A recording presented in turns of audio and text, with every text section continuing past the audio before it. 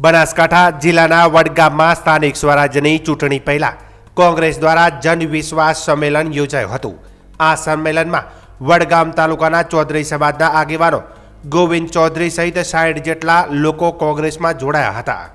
કોંગ્રેસ નેતા અમિત ચાવડાની હાજરીમાં સંમેલન યોજાયું હતું। ગોવિંદ ચૌધરી અને અન્ય 59 કાર્યકરોએ અમિત ચાવડાના હસ્તે કોંગ્રેસનો ખેસ ધારણ કર્યો હતો। અમિત ચાવડાએ જણાવ્યું હતું કે સ્થાનિક સ્વરાજ્યની ચૂંટણીનું રણશીંગું વડગામથી ફૂંકાયું છે। તેમણે દાવો કર્યો કે લોકો પરિવર્તન ઈચ્છી રહ્યા છે અને તેની શરૂઆત વડગામથી થશે। અમિત ચાવડાએ સ્પષ્ટ કહ્યું કે આગામી સ્થાનિક સ્વરાજ્યની ચૂંટણી કોંગ્રેસ પોતાના બળ પર લડશે અને આમ આદમી પાર્ટી સાથે કોઈ ગઠબંધન કરવામાં આવશે નહીં। તેમણે ઉમેર્યું કે કોંગ્રેસ કાર્યકરોના બળથી જન જન સુધી પહોંચશે। સમગ્ર ગુજરાતમાં ભારતીય જનતા પાર્ટીના શાસનથી લોકો ત્રસ્ત છે, હેરાન પરેશાન છે અને પરિવર્તન માટે સંકલ્પ કરી ચૂક્યા છે। જનાક્રોશ યાત્રાના માધ્યમથી જ્યારે અમે આખા ગુજરાતમાં ફર્યા ત્યારે એક તાલુકામાં એક ગામમાં લોકો પરિવર્તન માટે જનાક્રોશ યાત્રાને સમર્થન તો કરતા હતા, પણ સાથે સાથે દરેક જગ્યાએથી પરિવર્તન માટેનો શંખનાદ પણ થતો હતો। આજે આ બનાસકાંઠામાં વડગામ તાલુકામાં અમારા જાગૃત ધારાસભ્ય જિગ્નેશભાઈના નેતૃત્વમાં અનેક આગેવાનો, અનેક કાર્યકરો, બીજા પક્ષમાંથી સમાજમાં કામ કરતા કાર્યકરો કોંગ્રેસ પાર્ટીમાં જોડાયા છે। ત્યારે એવા તમામ આગેવાનો, કાર્યકરોનું કોંગ્રેસ પાર્ટીમાં સ્વાગત કરીએ છીએ। અને આખા બનાસકાંઠા જિલ્લામાં જે રીતે પરિસ્થિતિ છે કે આટલો બધો વિરોધ હોવા છતાં, આંદોલન થયા હોવા છતાં પોલીસ થોડા દિવસ માટે હપ્તા લેવાનું બંધ કરે, થોડા દિવસ માટે દારૂ બંધ થાય અને ફરી પાછી આજે દારૂની રેલમછેલ છે। જે રીતે પોલીસની કસ્ટડીમાંથી ઉંદરો ડ્રગ્સ ગુમ કરી દે છે, એ જ રીતે દર મહિને હમણાં જ વિધાનસભામાં જવાબોમાં જે જોયું કે ગુજરાતમાં સૌથી વધારે જો દારૂ પકડાતો હોય તો બનાસકાંઠા અને કચ્છ જિલ્લામાં। આ સરહદી જિલ્લો છે, કન્ટેનરો ભરીને દારૂ આવે છે, પણ કોના આશીર્વાદથી, કોના લાભાર્થી આટલી છૂટ છે?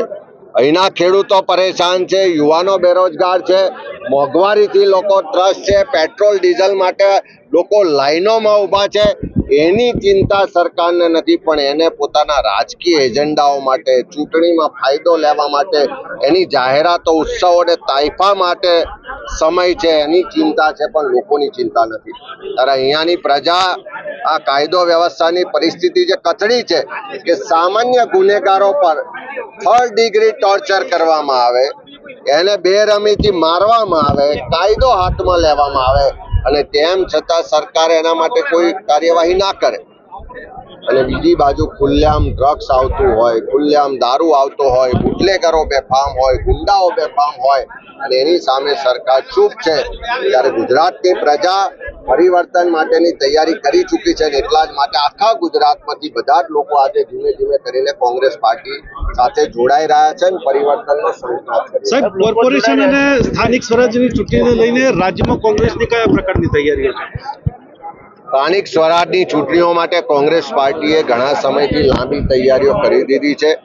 SINની પ્રક્રિયા પછી જે ગુજરાતમાં મોટા પ્રમાણમાં વોટ ચોરી થતી હતી, એ લગભગ 72 લાખ જેટલા મતો રદ થયા છે। સ્થાનિક સ્વરાજની ચૂંટણીઓ માટે અમે દરેક જિલ્લામાં નિરીક્ષકો મોકલ્યા છે, દરેક તાલુકામાં નિરીક્ષકો મોકલ્યા છે। બધા જ અમારા કાર્યકરો સાથે, જાગૃત નાગરિકો સાથે સંવાદ કરી રહ્યા છે, પરામર્શ કરી રહ્યા છે અને થોડા દિવસોની અંદર પેનલો તૈયાર થઈ અને ઉમેદવારોની આખરી યાદી પણ પ્રસિદ્ધ કરવામાં આવશે।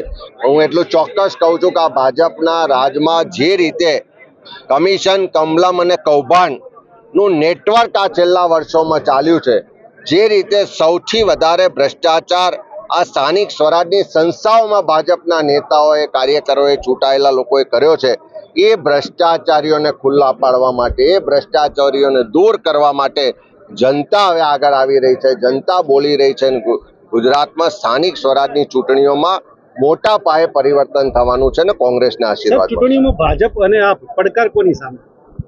ભારતીય જનતા પાર્ટીનું જે ભ્રષ્ટ શાસન છે એને દૂર કરવા માટે, એને હટાવવા માટે ગુજરાતની પ્રજા સંકલ્પબદ્ધ છે ને એકમાત્ર વિપક્ષ કોંગ્રેસ પાર્ટી જ્યારે આખા ગુજરાતમાં ખૂણે ખૂણે એક ગામમાં પ્રજાના પ્રશ્નો માટે બોલી રહી હોય, લડી રહી હોય, જનાક્રોશ યાત્રાના માધ્યમથી અમે આખા ગુજરાતના લોકોને જગાડવાનું, એમના પ્રશ્નોને ઉઠાવવાનું, એમની લડાઈ લડવાનું જ્યારે કામ કર્યું છે, ત્યારે હું ચોક્કસ માનું છું કે આવનારા દિવસોમાં ગુજરાતની જનતા કોંગ્રેસ પાર્ટીને આશીર્વાદ. કોંગ્રેસ સ્થાનિક સ્વરાજની ચૂંટણીમાં આપ સાથે કોઈ ગઠબંધન કરે છે? સ્થાનિક સ્વરાજની ચૂંટણીઓમાં કોઈ સાથે ગઠબંધન કરવાનું નથી. કોંગ્રેસ પાર્ટી પોતાના કાર્યકરોની તાકાત પર, પાર્ટી સંગઠનની તાકાત પર અને પ્રજાના સહકાર સાથે ચૂંટણી લડવા જઈ રહી છે અને વિજય મેળવીશું.